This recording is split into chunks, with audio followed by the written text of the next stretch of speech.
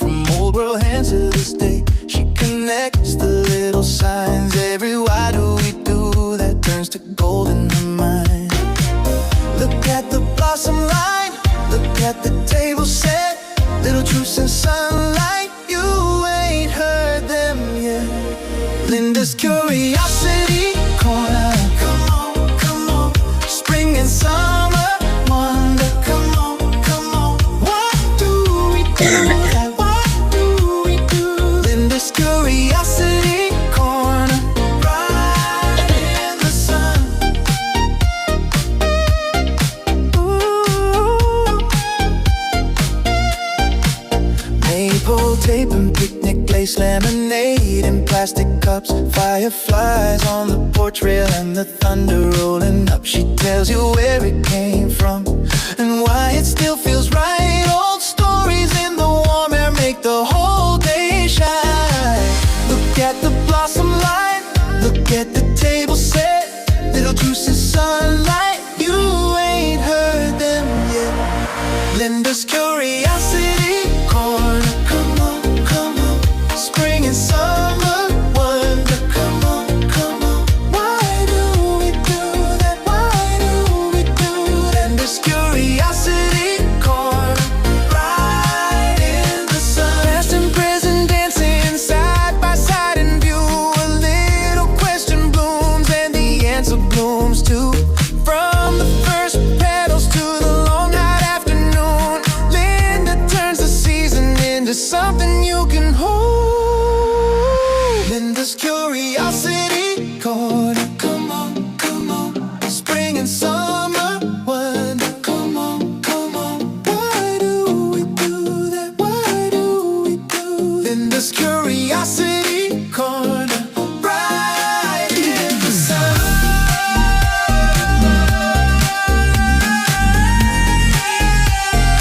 Right in the sun.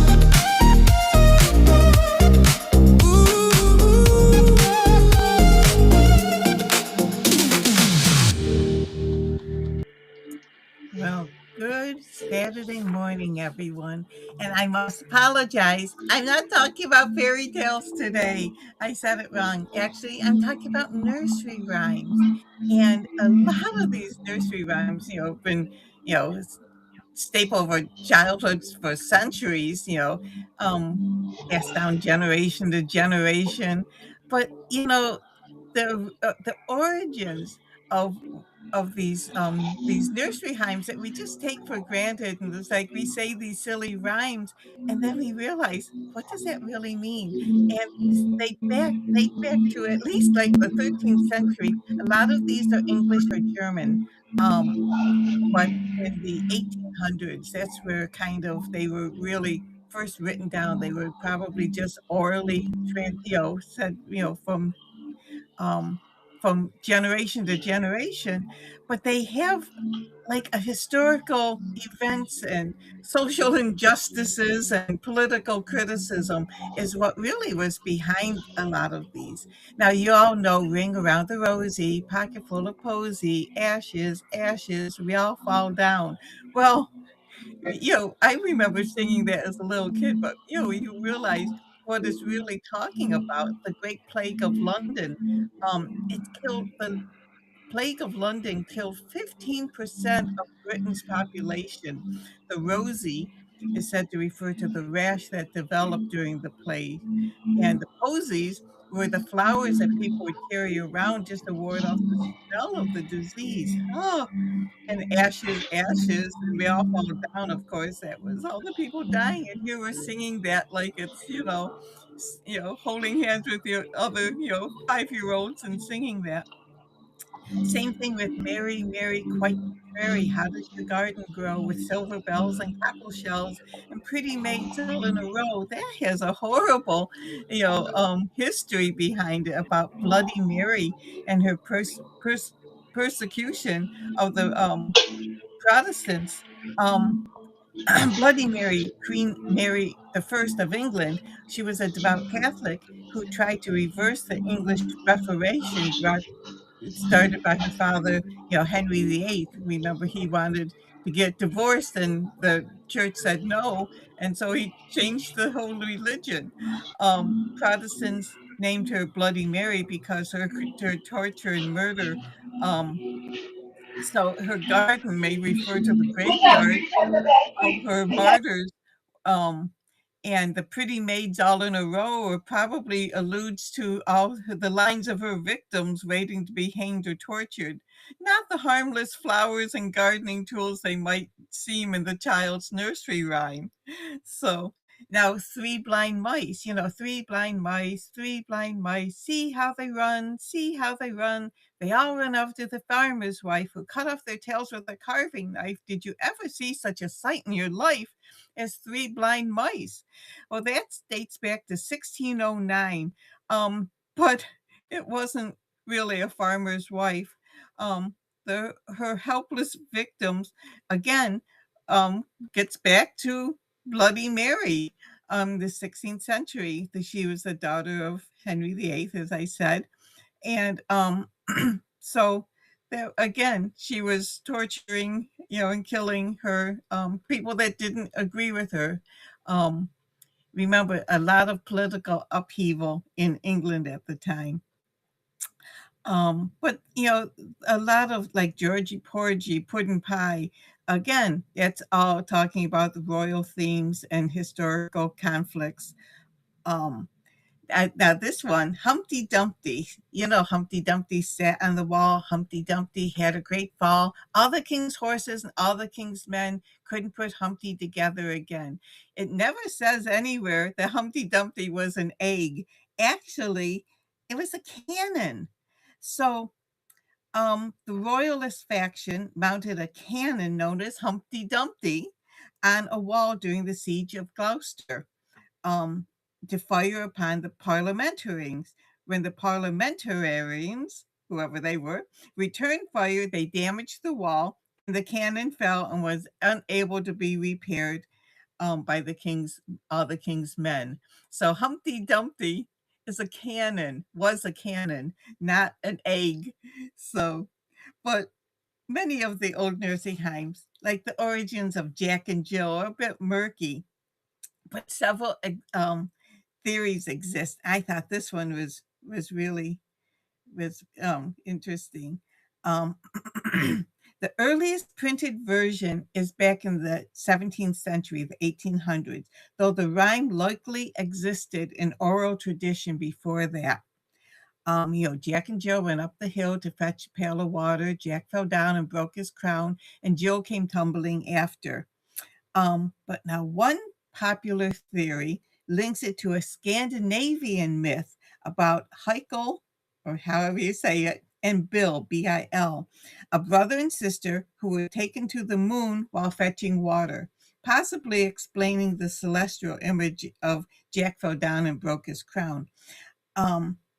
So then they also thought it might refer to King Charles I's attempt to reform taxes in the 17th century, and that the crown that Jack built um, symbolizes the king's power, and Jill came tumbling after could represent Parliament's fall from grace. So whatever, again, and a lot of these nursery rhymes, it's a kind of murky of who they were talking about, because it was kind of like a code. But this one I thought was really cool. London Bridge is falling down, falling down, falling down. London Bridge is falling down, my fair lady. The original London Bridge was a narrow crossing over the Thames River with 19 narrow arches to build the bridge, that greatly impeded river traffic. The bridge was severely damaged and nearly destroyed in the fires of 1633 and then again in 1666. Even as the bridge was wide in later centuries, it had a reputation for needing constant repair. I know how that is. We have constant road repair around here. But a more sinister explanation is that the rhyme is about the destruction of the bridge in 1014 by the Viking Olaf II. Though the attack has never been proven, a collection of Old Norse poems written in 1230. Now, this is years, centuries before the 1600s. 1230 contains a verse that sounds much like the nursery rhyme, translating as London Bridge is broken down, gold is won, and bright renown, shields resounding, war horns sounding, Hild is shouting in the din, arrows singing, mail coats ringing. Odin makes our Olaf win. So, how about that? So, here's a poem that sounds just like London Bridge is falling down in Old Norse poems from the 1000s or 1014. Oh, wow. So, see how um, all across, m- different cultures and different, and I'm only really talking about English um, nursery rhymes because that's the ones that I'm familiar with. So I'm sure in German and in Norse and there's other nursery rhymes. Um, so here we go around the mulberry bush um, on a cold and frosty morning. We talked about that one. And again, these are a lot of that, we sang as little kids, holding hands in a circle in nursery school or whatever. But it sounds so sweet. Apparently, though, here we go around the mulberry bush is actually about Wakefield Prison in West Yorkshire, England. It commemorates the walks around the prison yards that female prisoners and their children would take every day. Now, some insist that the titular mulberry bush is the same one that continued to grow in the prison grounds until 2017 when it died of a beetle infestation, a year after it was made the short list for the Tree of the Year prize. And so I read also that they have grafted a new tree out of a grafting that somebody had taken of the tree. So maybe so they're hoping to get the mulberry bush or tree back. So whether that's not true or Well, not, go ahead. well, what's interesting is you brought up, a lot of our nursery rhymes are actually English, but Hmm. our fairy tales are German. Right, right. And so The I will Germans be didn't have doing a lot of nursery fairy tales rhymes. soon, but I found just these like six different sites that I found, and so I kind of combined a bunch of things. Um Hmm. how about Baba Black Sheep? Do you remember that one? Baba Black Sheep, have you any wool? Yes, sir, 3 bags full. One for my master, one for the dame, and one for the little boy who lives down the lane. In the 1200s, King Edward I of England imposed a new tax law stating a third of a sack of wool went to him, a third went to the church, and the remaining third was left for the farmer. It might not be the darkest nursery rhyme, but it shows how taxes, even back then, were frustrating no matter what time you lived in. So, this one I thought was neat. Pop goes the weasel. Half a pound of Tupper's rife, half a pound of treacle. That's the way the money goes. Pop goes the weasel. The title's catchy, and if we look at it at face value, it appears to be about the actual animal, the weasel, talking about how it pops its head in and out of the ground. But in 19th century England, popping was slang for pawning off your belongings, and weasel meant coat. So this interpretation of the rhyme shows working class people struggling to make ends meet and selling their belongings. So Pop went the weasel, have to um, pawn your coat just to get by. So Pop goes the weasel. I never knew that one. Um, No, and it's what's on in every Jack in the Box you buy for a kid. yes, that is. That's You, right. Da, da, da, you da, da, da, never da. know what the words are. Yes, yes. You just know Pop goes the weasel. You know Right. what's going to come out. And half a pound of tuppenny rice. Tuppenny would be like half a cent. So half a pound of cheap rice, half a pound of treacle. Treacle is like sugar, um, molasses. So half a pound, and that's the way the money goes. And then pop goes the weasel. So you need to put food on the table. So pop goes the weasel. There goes your coat or your clothes or your fancy anything that you had fancy just to get by. Rockabye baby in the treetops. When the wind blows, the cradle will rock. When the bough breaks, the cradle will fall, and down will come baby, cradle and all. I remember my mom singing that that nursery rhyme or that rhyme to my brother when he was little, and um, I'm sure she sang it to me too. And the rhyme may describe the overthrowing of King James II during the mostly pure, peaceful, glorious revolution of 1688 saw James II's daughter Mary and her husband William of Orange oust the king to prevent a Catholic dynasty from taking power. The baby in the rhyme is supposed to be King James' son, but it's thought that it's actually another man's child, perhaps smuggled into the birthing room to guarantee a Catholic heir. If he did, a plan didn't work. Like the cradle, the house of Stuart would soon fall. However, the wind may be the Protestant forces gaining power in England, causing the cradle to fall out of power. So, there's again a lot of these are just a lot about um, uh, a lot of the English upheaval over the years, and a lot of these are just um, what it talks about so much. Hello. So, um, but yeah, I with fairy tales too.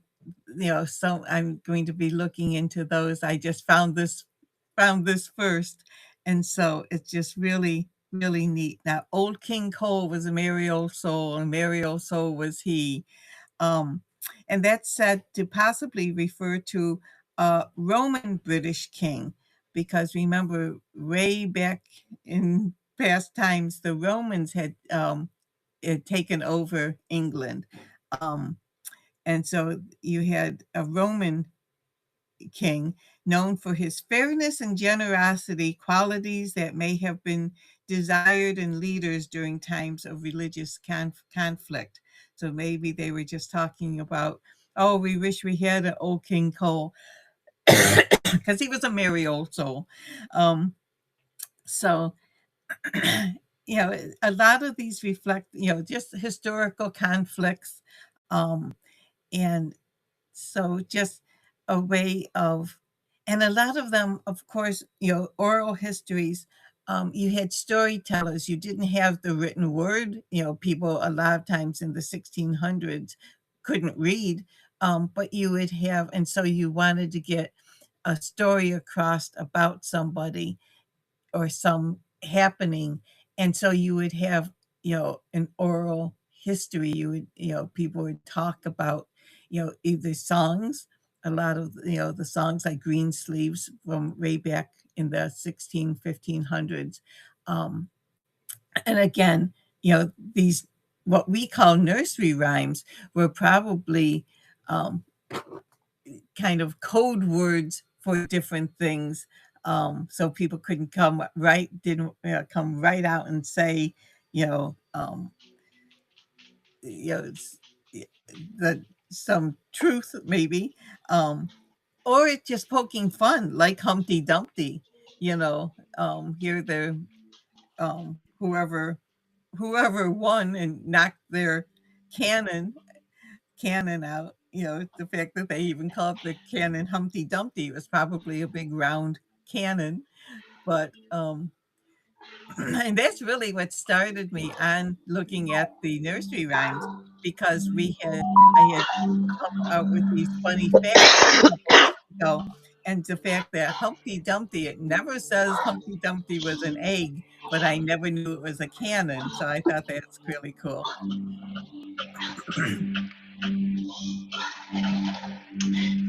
Well, that's a good way, for with nursery rhymes to educate kids. You know, Mhm. Well, too, even I the found it beat, in. Go ahead. even the beat, "Ring around the rosy, pocket full of posy," "Ashes, ashes."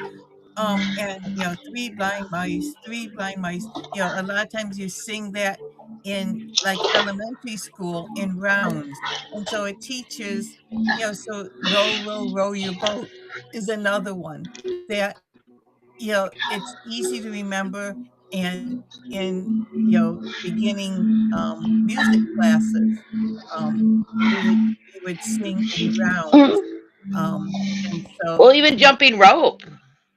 true, yes, yes. Excuse me. When Um, I started going through and looking at some of this research, some of this even goes back to some of the ancient Egyptians ah, and some of their nursery rhymes. And, it's just a way to spread oral history. yep, yep, And then you yeah, start getting in from nursery rhymes to fairy tales and how a lot of that's the Germans surrounded by the Black Forest. mhm, And how the Black Forest and how that started to spread about the evil Black Forest was a lot to do with the Romans conquering Europe. yes, and, and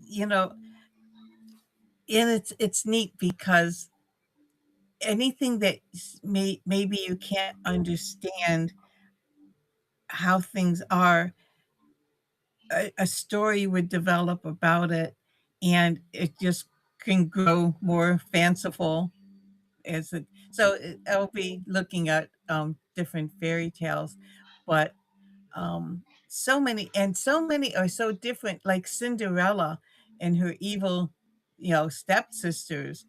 They want to um, fit in the shoes, so they cut their toes off. I mean, there's a lot of, really quite,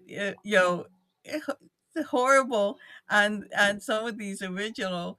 The Disney versions are quite different than the Brother Grimm's, original. What the Brothers Grimm, Grimm, did. They were English, and they went to Germany, and they were linguists, and they were writing down the oral histories.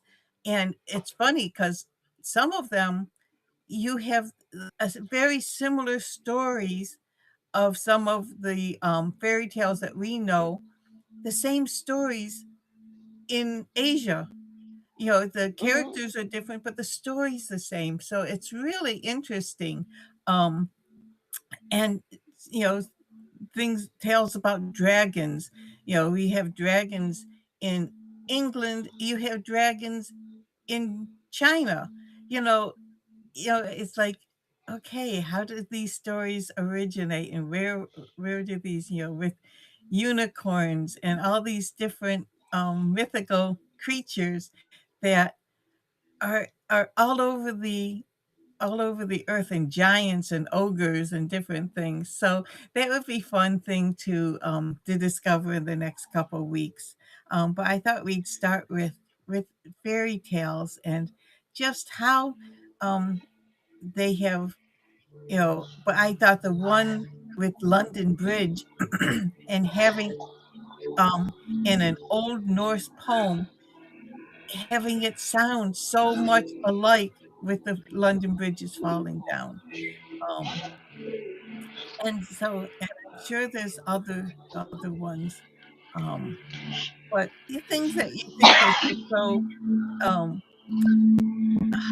so what's the word I want? Just something for children turn out to have quite a, backstory.